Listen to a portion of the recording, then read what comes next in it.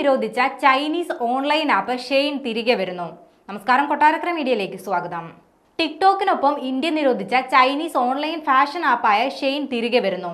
മുകേഷ് അംബാനിയുടെ റിലയൻസിന്റെ പിന്തുണയോടെയാണ് Shein India fast fashion app തിരികെ എത്തുന്നത്. നിലവിൽ സിംഗപ്പൂർ ആസ്ഥാനമായുള്ള ഷെയ്ൻ ആപ്പിലൂടെയും ഓൺലൈൻ സ്റ്റോറുകളിലൂടെയും ഫാഷൻ ഉൽപ്പന്നങ്ങൾ വിൽക്കുന്നുണ്ട്. ഇന്ത്യയിൽ കമ്പനിയുടെ പ്രവർത്തനം പച്ചപിടിക്കുന്നതിനിടെയായിരുന്നു 5 വർഷം മുൻപ് ഷെയ്ൻ അടക്കം നിരവധി ചൈനീസ് ആപ്പുകൾ ഇന്ത്യ നിരോധിച്ചത്.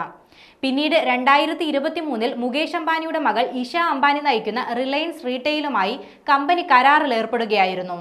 റിലയൻസ് റീറ്റെയിൽ വെഞ്ചേഴ്സ് ലിമിറ്റഡ് അതിന്റെ അനുബന്ധ സ്ഥാപനമായ റിലയൻസ് റീറ്റെയിൽ ലിമിറ്റഡ് ഷെയ്നിന്റെ ഉടമസ്ഥതയിലുള്ള റോഡ്ജെറ്റ് ബിസിനസ് പ്രൈവറ്റ് ലിമിറ്റഡുമായായിരുന്നു കരാറിൽ ഏർപ്പെട്ടത്. തദ്ദേശീയ ഇ-കൊമേഴ്സ് റീറ്റെയിൽ പ്ലാറ്റ്ഫോം വികസിപ്പിക്കുന്നതിനാണ് ഈ കരാർ എന്നായിരുന്നു വിശദീകരണം. പിന്നാലെ ഷെയ്നിന്റെ ആപ്പ് മാത്രമാണ് നിരോധിച്ചിട്ടുള്ളതെന്നും ഷെയ്നിന്റെ ബ്രാൻഡഡ് ഉൽപ്പന്നങ്ങളുടെ വിൽപ്പന നിരോധിച്ചിട്ടില്ലെന്നും കേന്ദ്ര സർക്കാർ ലോക്സഭയെ അറിയിക്കുകയായിരുന്നു. ഷെയ്നിന്റെ ബ്രാൻഡിന് കീഴിൽ ഉൽപ്പന്നങ്ങൾ നിർമ്മിച്ച ആഭ്യന്തരമായും ആഗോളമായും വിൽക്കുന്ന പ്രാദേശിക നിർമ്മാതാക്കളുടെയും വിതരണക്കാരുടെയും ഒരു ശൃംഖല സൃഷ്ടിക്കുക എന്നതായിരുന്നു പുതിയ പ്ലാറ്റ്ഫോമിന്റെ ഉദ്ദേശമെന്ന് വാണിജ്യ വ്യവസായ മന്ത്രി പീയൂഷ് ഗോയൽ സഭയിൽ പറഞ്ഞു. ടെക്സ്റ്റൈൽസ് മന്ത്രാലയം, ഇലക്ട്രോണിക്സ് ആൻഡ് ഇൻഫർമേഷൻ ടെക്നോളജി മന്ത്രാലയവുമായും ആഭ്യന്തര മന്ത്രാലയവുമായും കൂടിയാലോചന നടത്തിയിട്ടുണ്ടെന്നും മന്ത്രി വ്യക്തമാക്കിയിരുന്നു. പുതിയ പ്ലാറ്റ്ഫോമിലെ ഡേറ്റ ഇന്ത്യയിൽ തന്നെയായിരിക്കും സൂക്ഷിക്കുകയെന്നും ഇന്ത്യയിൽ നിന്ന് തന്നെയാണ് ഹോസ്റ്റ് ചെയ്യുകയെന്നും അനുമതി നൽകുന്നതിന് കാരണമായി മന്ത്രി പറഞ്ഞിരുന്നു.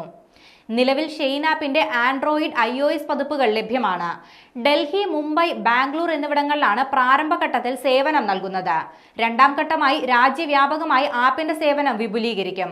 അതേസമയം ഷെയ്ൻ ആപ്പ് തിരികെ വരുന്നതോടെ സമാനമായി ടിക്ടോക്കും തിരികെ കൊണ്ടുവരുമോ എന്നാണ് ഉപഭോക്താക്കൾ ഉറ്റുനോക്കുന്നത്.